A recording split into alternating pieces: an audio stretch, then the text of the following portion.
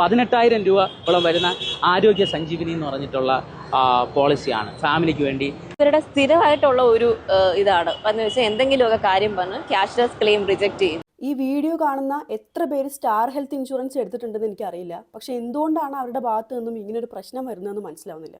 Insurance claim നിഷേധിച്ചതിന് star health ഇൻഷുറൻസിന് 4.5 ലക്ഷം രൂപയാണ് കോടതി പിഴയായി ഇട്ടിരിക്കുന്നത്. ഇവിടുത്തെ പ്രശ്നം എന്താണെന്ന് വെച്ചാൽ വേണ്ടത്ര പരിശോധന ഇല്ലാതെ ഇവർ ഇൻഷുറൻസ് നൽകും. അതിനുശേഷം നേരത്തെ തന്നെ രോഗമുണ്ടെന്ന് പറഞ്ഞ് ഇൻഷുറൻസ് ക്ലെയിം നിഷേധിക്കും. അപ്പോൾ ഇത്തരത്തിൽ ഇൻഷുറൻസ് തുക നിഷേധിക്കുന്നത് ഒരിക്കലും അനുവദിക്കാനാകില്ലെന്ന് എറണാകുളം കൺസ്യൂമർ കോടതി വ്യക്തമാക്കിയിരിക്കുകയാണ്. 2018 ഈ ഉപഭോക്താവ് സ്റ്റാർ ഹെൽത്തിന്റെ ഫാമിലി ഹെൽത്ത് ഒപ്റ്റിമ പ്ലാനിൽ ചേരുന്നത്. പിന്നീട് ഇദ്ദേഹത്തിന്റെ സർജറിക്ക് ഏകദേശം 3 ലക്ഷം രൂപയോളം ചിലവായി. പക്ഷേ പോളിസി എടുക്കുന്നതിന് മുൻപേ ഈ അസുഖമുണ്ടെന്നും അത് മറച്ചു വെച്ചാണ് പരാതിക്കാരൻ ഇൻഷുറൻസ് എടുത്തതെന്നും സ്റ്റാർ ഹെൽത്ത് കമ്പനി വാദിച്ചു. നിങ്ങൾ മനസ്സിലാക്കേണ്ട കാര്യം എന്താണെന്ന് വെച്ചാൽ ഇൻഷുറൻസ് പോളിസി എടുക്കുന്ന സമയത്ത് ഉപഭോക്താവിന് എന്തെങ്കിലും രോഗമുണ്ടോ എന്ന് പരിശോധിച്ച് ഉറപ്പുവരുത്തേണ്ടത് ഇൻഷുറൻസ് കമ്പനിയുടെ ഉത്തരവാദിത്തമാണ്. പിന്നീട് ഇദ്ദേഹം കൺസ്യൂമർ കോടതിയിൽ പരാതി കൊടുക്കുകയും സർജറിക്ക് ചിലവായ തുക കൂടാതെ 50,000 രൂപ നഷ്ടപരിഹാരവും അതുപോലെ തന്നെ 10,000 രൂപ കോടതി ചെലവിനും സ്റ്റാർ ഹെൽത്ത് ഇൻഷുറൻസ് ഇദ്ദേഹത്തിന് നൽകണമെന്ന് കൺസ്യൂമർ കോടതി വിധിച്ചു. അപ്പോൾ ഒരു ഇൻഷുറൻസ് എടുക്കുന്ന സമയത്ത്